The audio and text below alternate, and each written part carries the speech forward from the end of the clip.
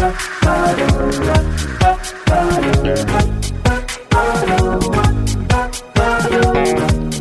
this is Carrie from Wrap Your Head Around Silks. This is the Expecting Ariels podcast, now with the Digit Network. Thanks so much for tuning in. I cannot believe this, but this is season 5. So thanks to you. This is a thriving podcast, reaching the corners of the world, all the women out there, and I'm so excited and proud to be with you. If you haven't listened to the Artist Entrepreneur podcast, my new podcast with Noah Dock and Amanda Ritchie, please check it out. It's going to be on this feed on Thursdays. We're 3 artists navigating our businesses. We have so much fun. Please check it out. It'll be in your inbox on Thursdays. And just announced September 26th to the 28th, I'll be at NECA, the New England Center for Circus Arts, for an 11-hour weekend silks immersion. So it's a retreat-esque without being a full retreat. And I'd love to see you there. It's picturesque Vermont. And I have just a handful of spots left for June 21st through 28th with sweet retreats in Oaxaca, Mexico. Roll it out every Sunday and Thursday. I have some different times to accommodate my Pacific people and my East Coast people. My flagship course, Beginner to Intermediate Aerial Silks, online for anybody in the world. And of course, Aerial Rehab, which is meant to be the bridge between PT and your favorite aerial class. I'm teaching all over the place this year. Austin, Oaxaca, Ohio, and DC this summer. And of course, NECA in the fall. Let's get started. I technically have an hour and 15 minutes to get Bean out of school home. Okay? Technically.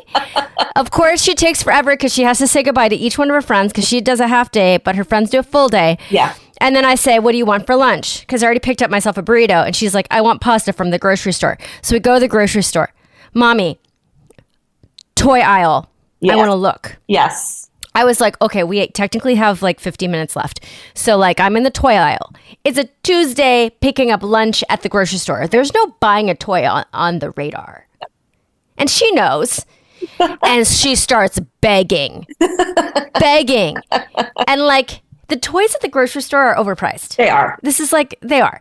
So she's almost crying. Mm-hmm. Then we finally get the things that we're getting for her lunch. So we're getting berries and we're getting a little dish of pasta.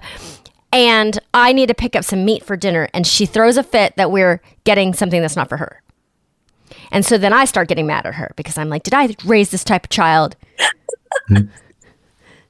She said, I am who I am. And then before we went to the grocery store, she asked if she could get a slushie from Sonic. Oh. And sometimes I'll get her a slushie because, you know, they have like half price happy hour slushies at Sonic. Yeah. So like I order it online, we go into the stall, we get it. And then I told her, like, if we get you lemon slushie, I'm having some of it. Mm-hmm. And so then she starts hugging the slushie because she doesn't want me to have any. And then I'm like, I bought it for myself and you can have a little bit of it. She goes, get one for yourself, Mommy. And I was like, do you have a job? She's 5. Do you have a job?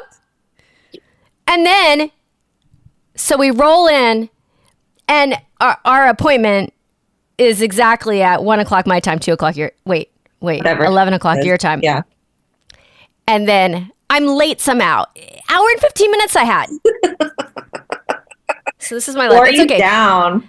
She's downstairs happily eating like a rich bowl of pasta, fresh bowl of berries, and a slushie. Yes. Like, you think we were rich. How did you get Elise? Oh, what the fuck? And I have half that slushie that I poured into like another cup for myself. I forgot to bring up here. I forgot to bring it up here though. I'll go down and get it halfway through. You gotta go get that. You can't let her. Okay. Yeah. Okay. So you have the child that will do this to you eventually. Yes. Inside of your body. Yeah. Yeah. I'm sure. I started laughing last night because as I was trying to fall asleep, it was like he was throwing a dance party for like 5 minutes. Oh. I haven't felt him move around that much yet, like consistently. It'll be like a bump and then it'll be like a couple bumps. But this was like constant. Rock and roll. Yeah. And I was like, okay, well, and then I finally just pulled Katie's hand over. I was like, he's been going nuts for like the past 2 minutes. And then that kept going for minutes more. I was like, oh my God, we are in trouble. Like, if this is any indication of his activity level, like we're doomed. Well, not every kid is the same, but I do hear that the boys are generally more rough and tumble than the girls. Yeah, that's Yeah, I hear that. Yeah. It's like a statistic. So we'll see. And you are also an aerialist, so that always ups the ante, girl or boy. Yeah. Well, and Katie's also very active. So we ended up using Katie's egg for our little. Oh. Yeah. Yeah. Mine, I think, aged out. So you're technically not a geriatric pregnancy, or are you? Since you're the carrier, not, because they were 35 when they were, or 30. So it's based on the egg, Right? Not necessarily on the carrier. Yeah, the eggs were 34. The vessel, just by a few months, but they are 34 years old. Oh my God! Frozen okay, in so time. I have so many questions, but the first thing I wanted to say is, how far along are you currently? I am, let's see. I'm heading to 25, like finishing week 24. So I'm heading to 25 weeks. Okay, so you are like in the middle. Oh, yeah. You're right in the middle. Feels like it. Okay, before I go back in time, how do you feel today? So I keep knocking on all the wood. I've been relatively lucky for all that, for like the symptoms of pregnancy. So I think the biggest one for me was fatigue. I would just pass out for hours at a time. First trimester. I would get almost nauseous. And so I would just kind of sip on an electrolyte fizzy water concoction cocktail, little bit of mocktail juice. situation. Yeah. I just sip on that all day, and every once in a while need a few crackers. But then recently I had new fun things happen where I'm getting the carpal tunnel that I didn't realize was. Oh no. Yeah. So all of a sudden within about a 20 to 30 minute window, my left hand was like, I don't work anymore. I don't know what to do for you. And you're still teaching right now? I am still teaching. Luckily, I'm able to keep it at bay, but every once in a while it'll just be sharpshooting pain. And I'm like, okay, well, that's cool. Well, that's fun. Yeah. Okay. So sometimes on this podcast, listeners, I actually have somebody that I know in person. Yeah. And not all the time. It feels like it's a 50-50 or maybe a 60-40. That's kind of nice. So, yeah. So sometimes I forget to intro you guys because I'm like, oh, you're my friend. Does anybody else know you? They should. Okay. Can you please introduce yourself? Oh, yeah. Where you live, a little bit about your family. And then we're going to get started on this journey of becoming pregnant because it's you and your wife. Yes. Yeah. Okay. So yes, please. All right. So my name is Elise. I go by Teddy, and my last name is Sipos. I'm currently based in LA. I started doing circus up in Chicago, moved up to Vermont to go to the New England Circus School for their, what used to be a 9-month program. I think it's now 3 years, which is long. And then I moved to San Antonio, which is where you are now, Carrie, for about 4 years. And then I was bouncing around between DC and Montreal for a little bit while I was trying to not have Elise.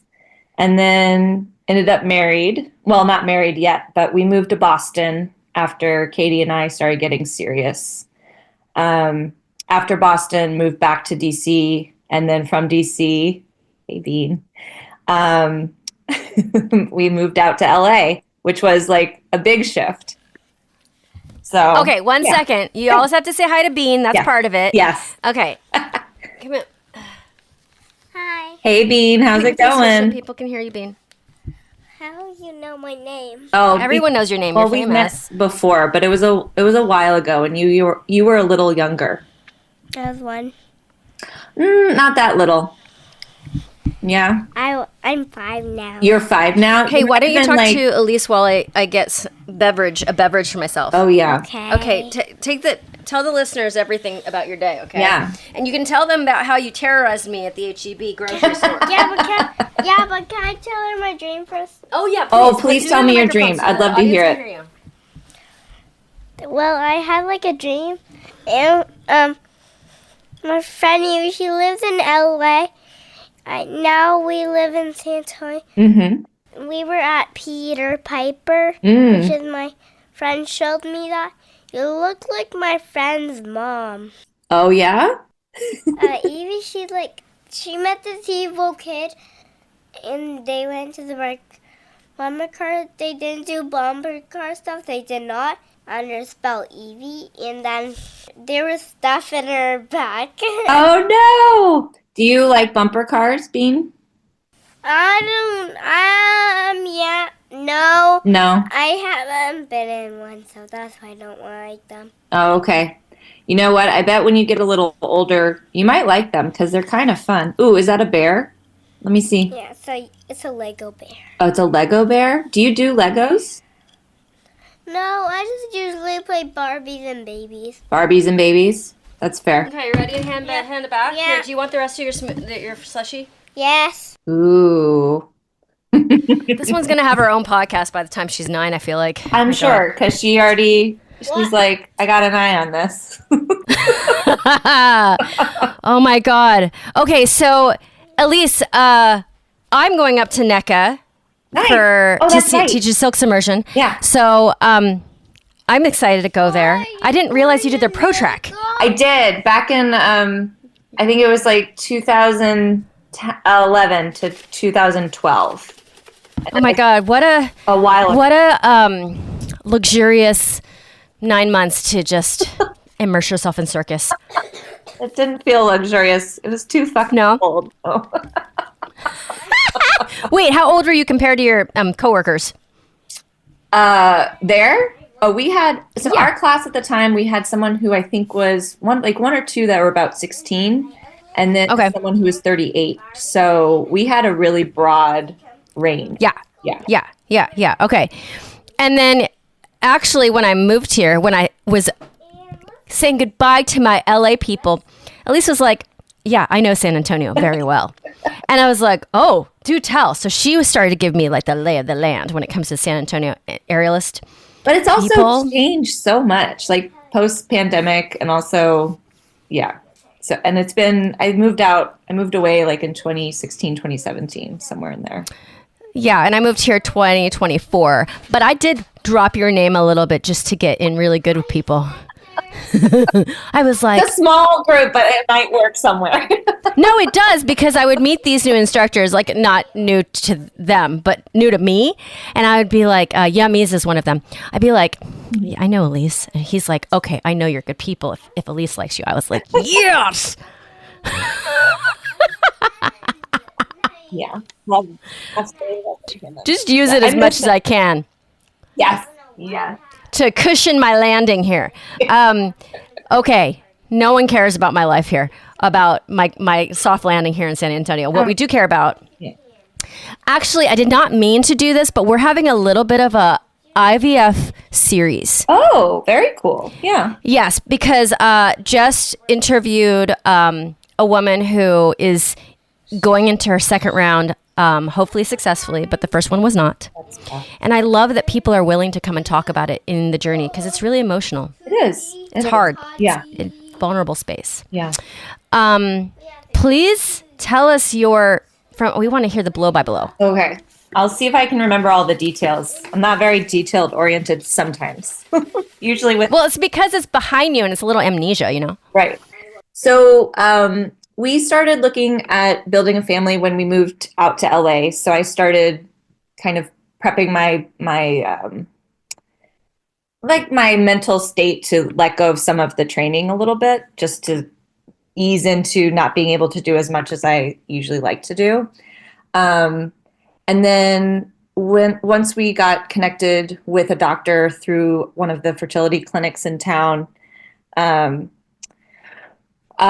you learn a lot about your body that a lot of people who don't go through IVF may not ever learn. And some of it's very helpful and some of it's a little bit like, well, I didn't need to know that.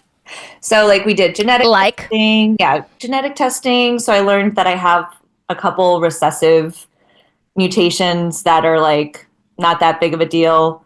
One that can express itself without another paired gene, which I didn't understand. You could have a gene that could or could not turn on without being dominant. I'm not explaining it very well. No, it's okay. Yeah, I kind of know understand is that it could be a problem, but it by just sheer happenstance was not a problem. And that I had like a big, or what we just knew that I had a polyp in my uterus, which is another very common thing. So polyps in uteruses happen all the time. Typically, people can get pregnant with them. They're usually benign, and no one was concerned about this at all. So I go in to get it removed. It's called a hysteroscopy. And the tissue came back as atypical and complex. So what that meant was that I ended up having what's called endometrial hyperplasia.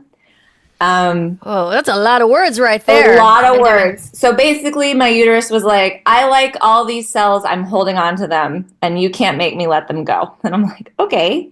So the thing about endometrial cells is that they replicate rather quickly, so it can turn towards uterine cancer quickly rather than not. And so yes, if you don't get it removed. If you don't get it removed, yes. And so there was no indication like within my history or within like my age group or none of the indicators that would have said that this would have been a problem.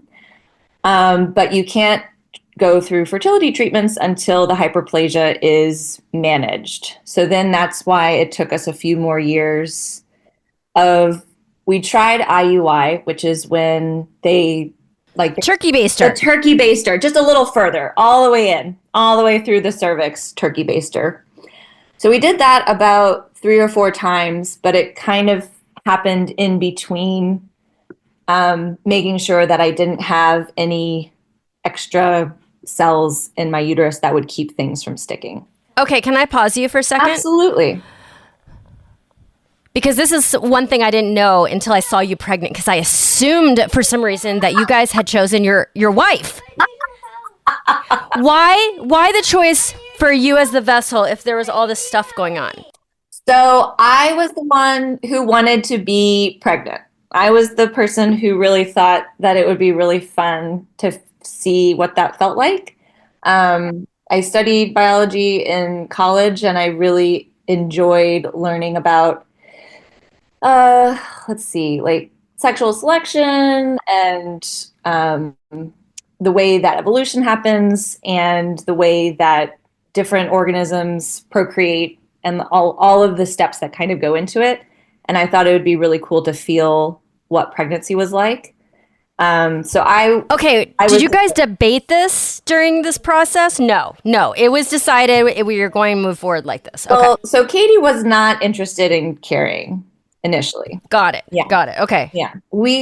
That has changed because as time went on, we were like, well, what happens if my uterus is not gonna be capable of this? And so we got to like from a 0% chance of her carrying to like a 50 to 70% chance of her. Oh, so she was open to it since it was a little bit more complicated. Yeah. Once it started, once it seemed like my body could potentially not work, like that we would have to go the hysterectomy route. That's a lot of words. The hysterectomy. Hysterectomy. I did it. It's not always me. Usually I F up words. What? Yeah. She looks like that route. As long as, go. like, once we learned that we didn't have to do that, then we could try. But it was really touch and go for a couple of years of like, well, I think like if we do this amount of progesterone, then we can keep your uterus clear enough. And if you're in between, like having all the cells removed, like you might be able to get pregnant in this window. So it was a little bit back and forth for a little while. Let's go back to your timeline. Yes. So you're getting all this stuff done in preparation. Yes. Okay. And then meanwhile, when did this egg of hers get frozen? So we tried IUI. I think it was 4 times. We tried IUI over like the course of 1.5 years. Um, And that's like a $5,000 situation that I each. think it's a little less than that. But Okay, got it. if you don't include the price of the sperm. Oh yeah, how expensive is that? Too expensive. Oh my God, I learn everything. Oh my God. I'm just going to put it like this. If I knew how expensive the sperm was, You would have gotten a friend. well, I would have just started collecting back in my 20s. It would have been fine.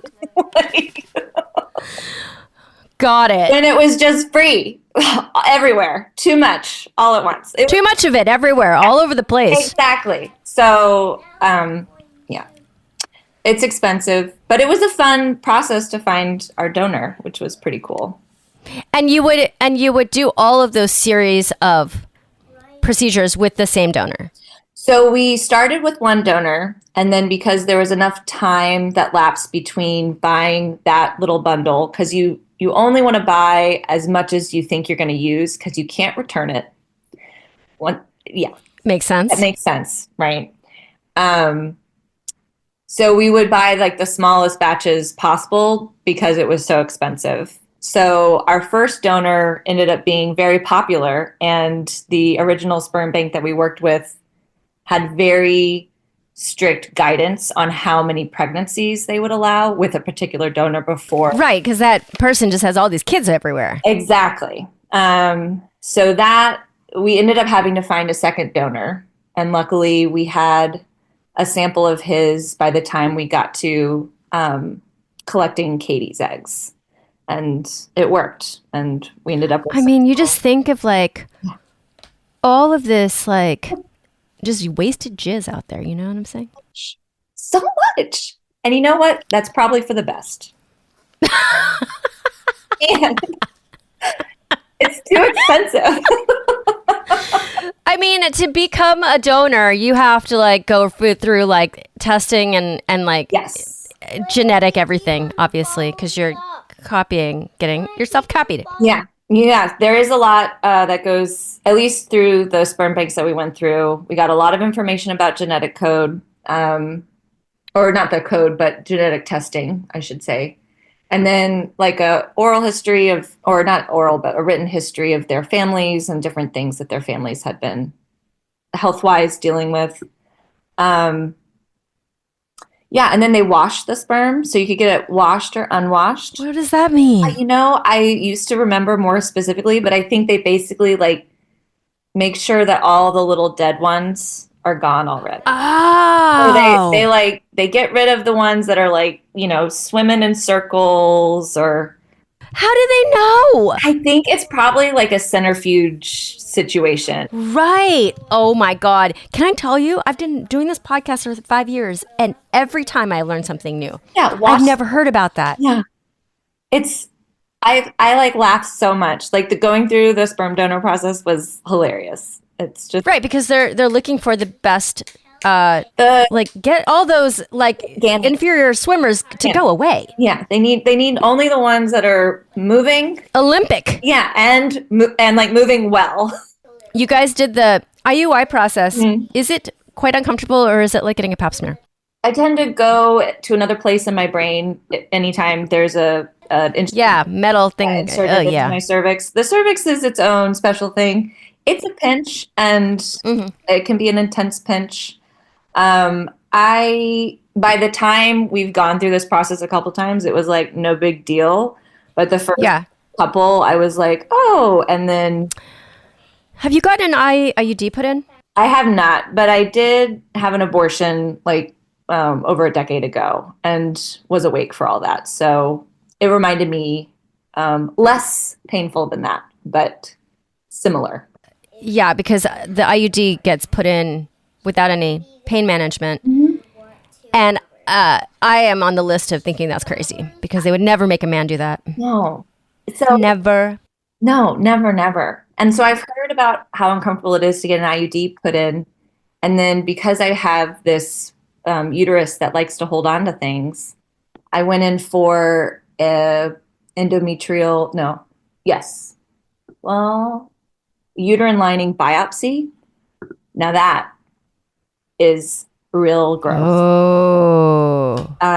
Because you're awake for that, and it's a little more intense than anything I've ever felt. I was like, I don't want to do this anymore. I might have found my edge. Yeah, and when like aerialists tell me that they're at their edge, it's real pain. Yeah.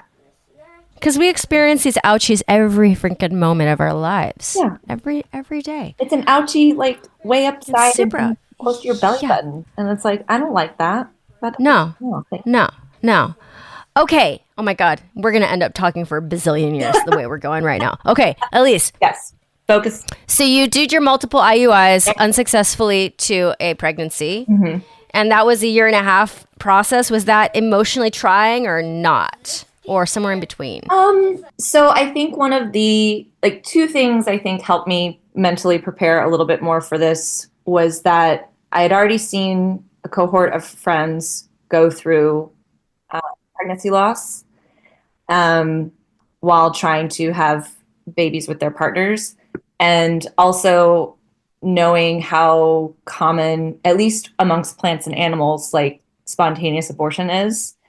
So I had prepared myself for a couple of miscarriages to take place. So because I know the intellectual part of me knew that the collection of cells that was going to make it was going to be the ones that could make it. And it's hard it's hard to say that and then assume that I would be fine if they didn't make it, because every time we went through IUI, I assumed that it would work, because why wouldn't it work? And you want to, at least in my mind, stay in that positive space. And so I could see very easily like how if I thought about it too long or too specifically about it being a failure of my body rather than just the way that two cells combined and whether or not that could make it, like that would spiral really fast. But that was not as, I feel like if the IVF journey had been a little longer, I think that would be harder in some ways. The IUI was like, oh yeah, like people have sex with their partners all the time and like don't end up pregnant. And like, that's basically what IUI was, is like. Yes. Yeah. Yes. There's got to be a correlation emotionally to the financial burden of the IVF. Yes, there is. Yeah. Because it's not like you can just try again if you like work for 2 more months and you save up a couple $1,000. Yeah. Like it's not going to do it. It's not going to cut it. Exactly. Yeah. Okay. So IUI is not working. And then you said to each other, we got to do IVF. Mm-hmm. And you still had these eggs in the freezer already? We hadn't gotten the eggs yet. So once we figured out we weren't going to do IUI, I'm not sure how we determined we were going to use Katie's eggs, but I was getting close to the 40th year of my life. Or you just high-fived and said, you go to the doctor this time. Well, I'm just kidding. It was kind of like, a little bit like that. Dude, can I tell you, I wanted to say this earlier, but I just wanted to get some of your story out before I just keep on talking about myself. Yeah. If there was another uterus option in my partnership, oh, yes. Yeah. Yes. I honestly, high five, you're it. Yeah. After seeing Katie go through the egg retrieval process and understanding that people go from egg retrieval to implantation, like back to back, that's fucking exhausting.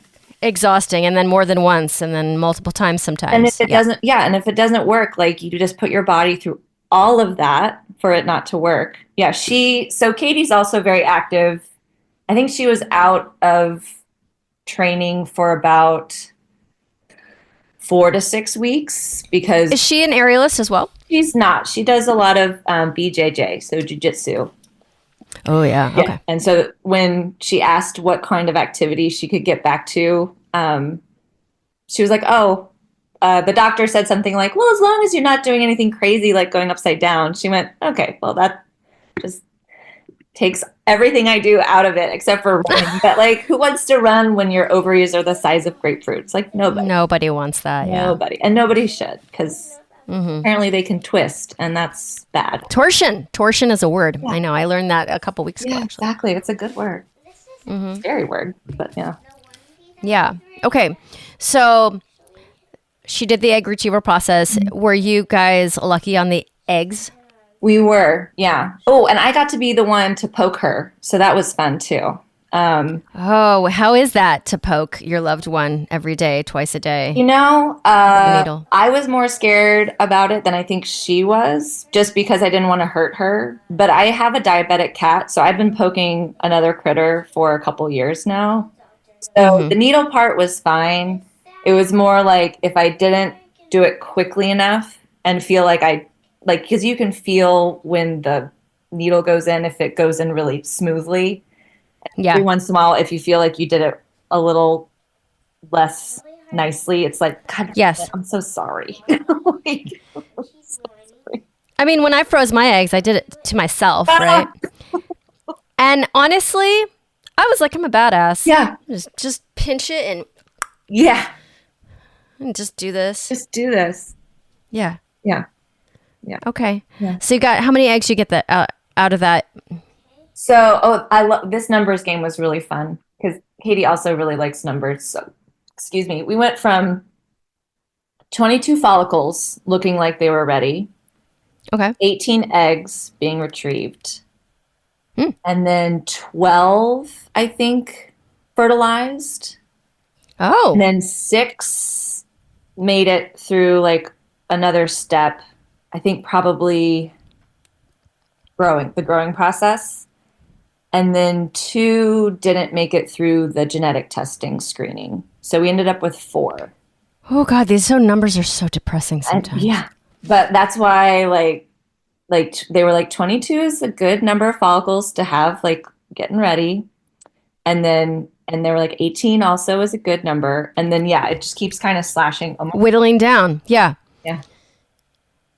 Yeah. Did you have a boy or girl to choose from, or were they both boys? We decided to choose the best graded one. So they graded them. Yeah. And then, so we didn't find out the gender or the sex of the baby until we shared that with our family over the Christmas holiday.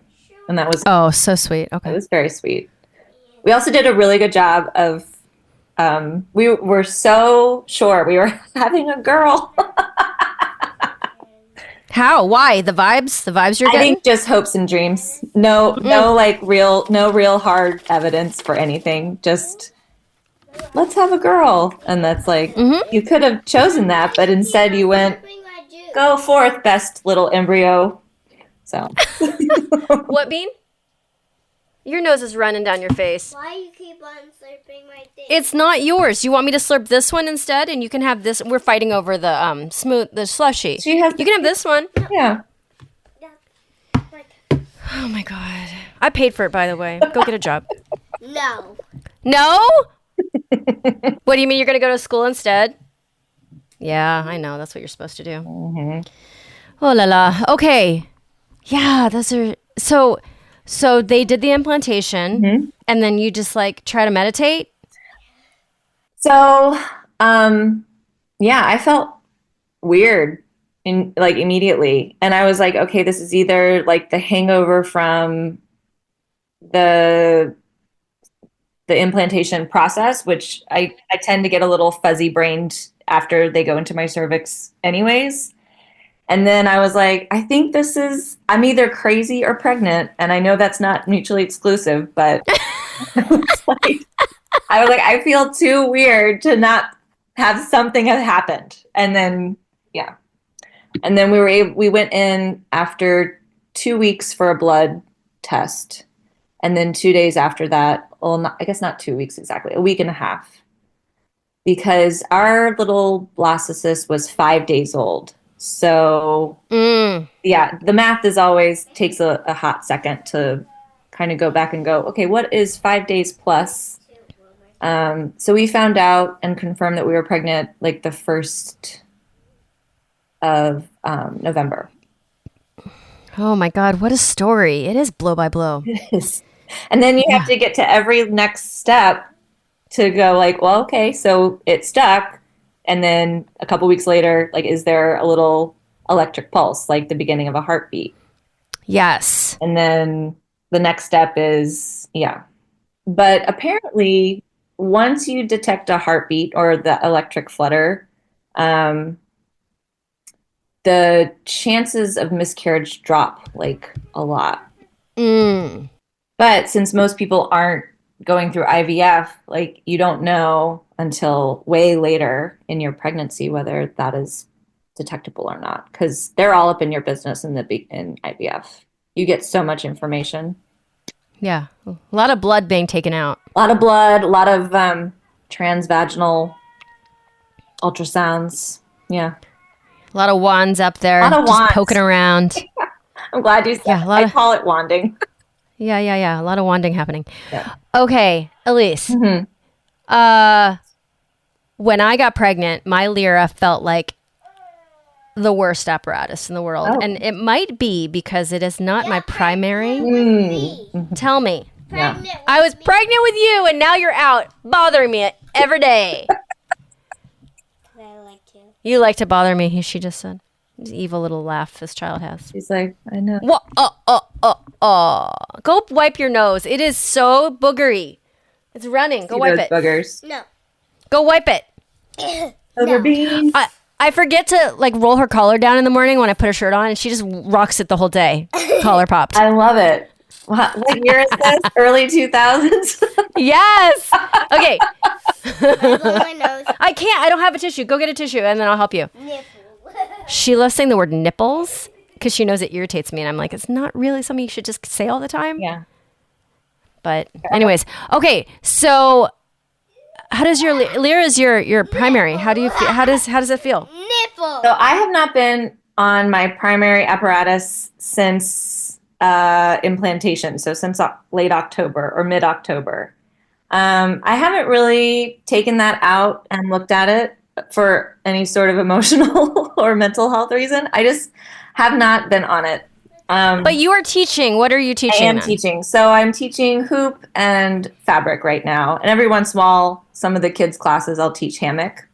I prefer a hard apparatus. Like, I'll do trapeze or hoop, fabric, and Hammock, not your jam. It's fucking exhausting. Yeah, you're the opposite of me. Yeah, just a little bit. Yeah. Okay. So, but you say that you want to keep a little emotional space, but how do you do that if you're teaching those apparatuses? So like the past couple weeks, it's really gone from being able to demo throughout class to I can demo once some things. And so, I think Rachel told me that you used a lot of video. And so I started putting my videos together so that I can be like, here's my computer. This is what y'all are going to do today. Yeah. So I've been trying to embrace that because I'm a very kinesthetic teacher. Like, I have to do it in order to feel it, in order to say what I really think about it. When it comes to skills and transitions, because if I think about it just in my brain, I don't hold puzzles there very well, but I do it really well in like physical form. So it's forcing me to be better at verbally being able to describe what I want to happen. I have a working theory that it might be easier to teach silks verbally than hoop.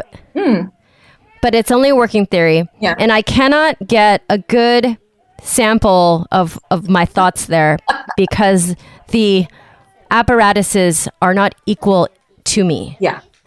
I do not teach them equally as well. I teach silks way better. I teach Lyra quite well.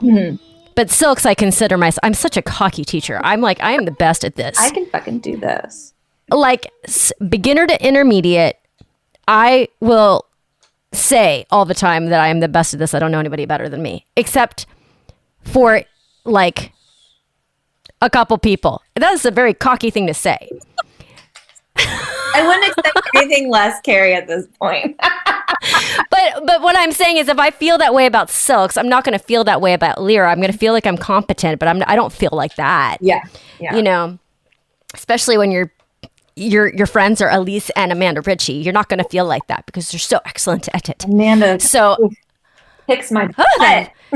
that woman. So I have a working theory that it might be harder to talk through hoop than silks, but I don't have a way of having a good study for that. And I'm not getting a PhD. Not going to do that. Yeah, don't do that. No, so no.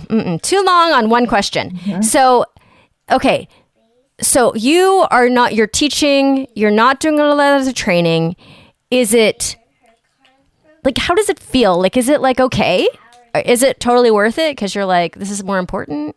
You know, I was not sure how I was going to feel about that part when we started this journey, because I feel so strongly that my identity and my ability to move are very linked. I've been like dancing since really, really young. And it's always been the way that I measure like how I'm doing, which I don't think is super helpful in the long term, because eventually it's going to change or you get injured or any of that. So it's like, okay, this is good practice. And I had also seen friends who seemed to put their training on the back burner. And I was like, how could you do that? Like, I understand you're pregnant, but like, how? Like, this doesn't make any sense to me. So I was really interested to see on how I was going to respond to that. And so far, it's been really easy to listen to when my body says, I think I'm tired. Well, usually because I'm winded. And I'm like, okay, I can't breathe. So that's a big one. Yes. I get lightheaded rather easily, like even pre-baby. So that also is like, okay, that's good. Another indicator. But you're a spinner. You love spinning, right? No, I do not love How spinning. can you- I made myself do it, Carrie. Listen, you cannot be a hard apparatus like specialist and then. Carrie, I tried. I tried to make my specialty act not have to spin so much. And then you know what? It didn't get booked. So I had to start spinning. And then I got better at it. And then it worked. And then you know what? A couple years ago, I started taking Prozac again. And that right down the tubes. Spinning again was like the worst thing ever. Really? Yeah. And I was like, God damn it. I just got it to a place where we were friends.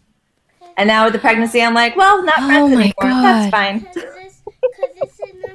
Okay, Bean's got a little cut on her hand. Look, I don't have any more frozen Band-Aids left. What we do have is those colorful ones in the bathroom. You want to go get one? Go get one. Ooh, I thought you meant frozen in the freezer Band-Aids. I was like, No, like frozen the character. I know, but like, can you imagine a nice cold Band-Aid? I know, it's a really good idea. It almost makes you want to make them, but then that's not sanitary. I'm going to try one. I'm going to just stick one in the freezer and see what happens. You know what they say, though, if you're going to have a vaginal delivery is to have like witch hazel frozen pads in your freezer. And then I did that, and then I had a C-section, so I never used them. Yeah. How did you feel about your C-section? Ouch, Bean. Ow. Oh my God. She's literally, she has her shin and she just sat on my quad. It's like the biggest foam rolling ever. Ow, Bean. Hey, can you go and get a Band-Aid and then wipe your nose? You do it. No, I'm working. Ouch. How did I feel about say it again? Your C-section. We got to the point where I had my water had broken so long ago. Yeah. But I was mentally prepared because I had I didn't have full placenta previa, but I had a low lying percent. It was very close to the cervix. Yeah. So they were telling me the whole time that there is a more than likely chance I was going to get one, which I think is way easier than going in thinking that you're going to have a vaginal delivery and then having to like switch it on the spot. Yeah. But my scar is great. Yeah. It's almost not there. It moves. Cut that baby out of me. Save the vagina. Well, I mean, it is intact. The vagina is intact. But I have to say that, like, my road back to strength, it was very not based on my C-section. Yeah. I had issues way after a C-section would be completely healed. Yeah. Like, it took me a while to realize that I wasn't, like, my pelvic floor was not cooperating, was not participating in most of my inversions. And I was, like, compensating all over the place. I had to regress it, figure it all out. But I did. Yeah. But, oh, man, I'm so glad I'm done having a baby. Yeah. Now that you bring that up. That's fair. Yeah. This is why I ask, because, like, that's the part that I go, I'd really rather not have a C-section, but I know it's going to be okay on the other side. If I keep hearing that it's okay on the other side, like somebody goes, it's okay. Did it? Still going upside down. We made Yeah. Yeah. Yeah. Totally going to be fine. Whatever you decide. Yeah. If I was going to have a second, which I'm not, don't worry, Bean, no sisters or brothers, which I am not. Ow, she's just sitting on my quad. Ow, it's so tight. Massage, such a tender muscle. But then she's moving around, you know what I'm saying? And I can't control it. If I were to have a second one, it would have to be a VBAC or what TOLAC is trial for blah, blah, blah. Yeah. Yes. I would just schedule C-section. Yeah. Have a coffee in the morning. Yep. Go in because knock me out. I have to give all these women so much props because they do all the things to avoid have a C-section, and I would just schedule it if I were in that position again. But abdominal surgery is no laughing matter. No, it really is not, and that's not small. It's not a small incision. No. Okay, so you're still teaching, not really training, and you're fine with it, and you're excited. Are you where are you in your head? You're halfway through this pregnancy. Are you chilling? So I'm not training aerial stuff, but I'm still weight training and stuff like that, which is a little more accessible. I still take dance class a couple times a week. What kind? Ballet, because easy to find it's easier to find an adult ballet. Where do you go? I go to Pasadena Dance Theater at this point because the other place, the name I always forget, because there's Pasadena Meow Meow Meow Dance something and then Dance something Pasadena, and I always got them kind of mixed up. And you're in the Pasadena area, you and your partner? Yeah, we're up here. It's nice. Okay. Yeah, adult ballet classes. It's very accessible in LA. It is. Which is great. Yeah. And I've thought about going back to a modern class, but I can't roll on my I'm not interested in rolling on my belly anymore. So I'm like, and folding forward. If you do the whole warm up in that forward fold. Yes. I'm like, I don't know if I need that either. So the ballet is. Doing even if I didn't do the second half of class and I just do ballet bar, it feels so much like home to me. It's like such a ritual. Yes. And it feels nice. Does it feel nice on your body? It just keeps changing. Especially as I've thickened up a little bit more around my waist. So now my bottom's to the side. I'm like, oh man, they don't go up as high anymore because there's extra body there. Yes. Yeah. Yes. And then are you feeling swollen in your limbs? A little bit. Yeah. That's how the carpal tunnel kind of happened. And my ankles are starting to get very cute. Okay. Yeah. Very cute ankles. Yes. And then how is do you feel the relaxin? Do you feel any change in your flexibility? So I always thought, and this is a little on the nut side, but I always thought that I would get my straddle while I was pregnant because I was like, let's just go, let's do this. Yes. And I've started, throughout time a little bit, I'll go into my straddle and it just kind of slides down a lot easier.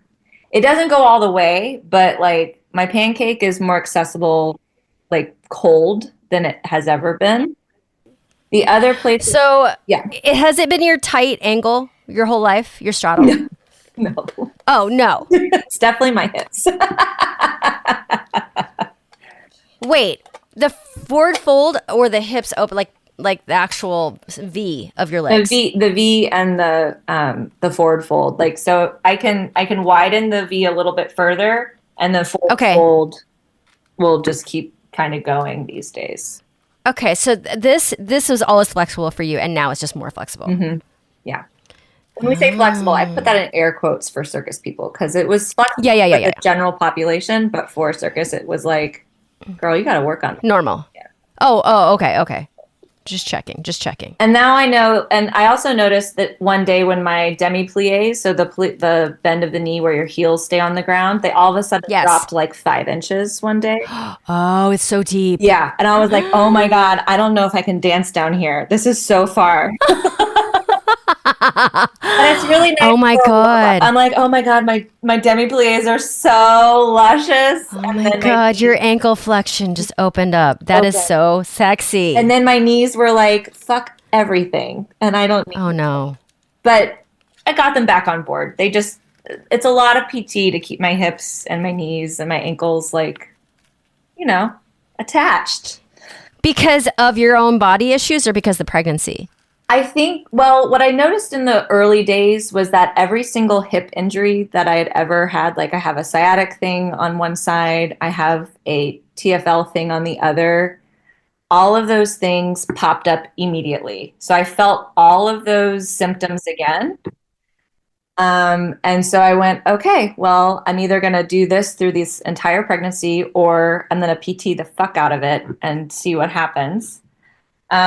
So with being consistent about strength training my hips and my legs, like that's helped a lot. Okay. Everything. Yeah. It just all the little things that you are like, oh, this wrist, like the carpal tunnel happened in the wrist that I used for my croc on my hoop because it presses on that same little spot. Right. I think if there was any chance of carpal tunnel happening, the pregnancy was just like, let's make it happen. Here we go. Yeah. Let's exacerbate exactly all the things. Yeah. Okay. By the way, Remember when I was at the loft, I was like, I will never teach kids. Guess what I'm doing here? Are you serious? Well, it's because they gave me a carrot. Yes. They said Bean can be with you at all times if you're teaching kids. But then I found out that Bean doesn't like when I teach other kids, and she gets very, very territorial, and I can't actually teach. So there went that, and then I'm still now teaching kids. Yeah. But then I get attached to the ones that do show up. Yeah. And then I'm like, now where am I? Right. I know. Once you start down that little rabbit hole, if you care about your students, like I think it's nice if you let them go and go like, goodbye, I'm leaving. But it's really hard to say goodbye to student kids or kids, you know what I mean? Students and children. You're like, oh, now I'm invested. Yes. And you keep changing and I see all the possibilities. And now I want that for you. And I don't know if you want that for you, but I want that for you. Let's do this. Do you have any advice for the listeners out there? You can pick the chapter of this story, like going through IVF, getting pregnant as two female partners in a partnership, trying to teach pregnant. Yeah. What would you like? There's a lot. I'm going to hopefully make it until term, but man, I was very ambitious with those thoughts. When I hit 20 weeks, I was like, what do I think I'm doing? It's going to be fine, but I've still got a couple months to go. And I'm like, I don't know. This belly has feelings already. Yeah, I get it. I think, let's see. One thing that I'm glad I did is I started weight training with like an old school personal trainer for like legs, like lifting weight. I started that about a year and a half before I got pregnant. And I really appreciated that because it really connected me to my hamstrings, not in a way that I wasn't before, but with more weight.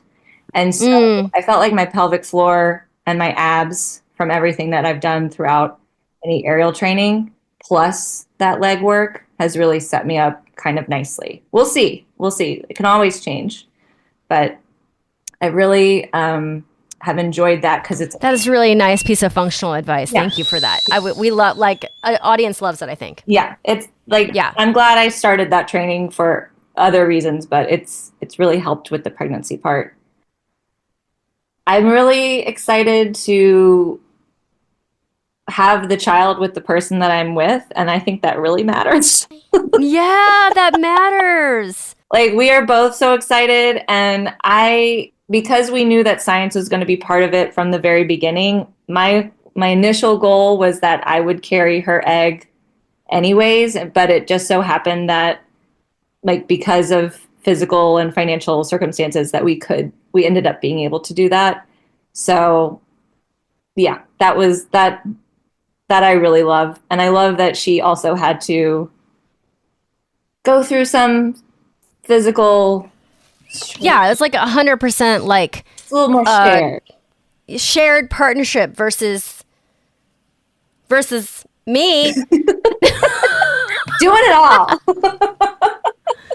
You know what I'm saying? Yeah, I do. And it's not me, Carrie Wee. It's a woman in a relationship with a man. Yeah, it's a little different situation. Like I've been in both, and I can see all of those things. Like especially, I don't think I ever really felt like, oh, never mind. I can't think of a single man that I've dated that I would want to have kids with at this point. With the way that I feel like I want labor to be divided. Yes. I mean, I have so many comments. I'm just I would just have to say this is the compromise I'm going to make, and that's okay. Well, and the women on here that I talk to who have like 4 or 5 kids, Ooh. You multiply it by like 5. Yeah. I'm just not that giving, I think. I don't think I am either.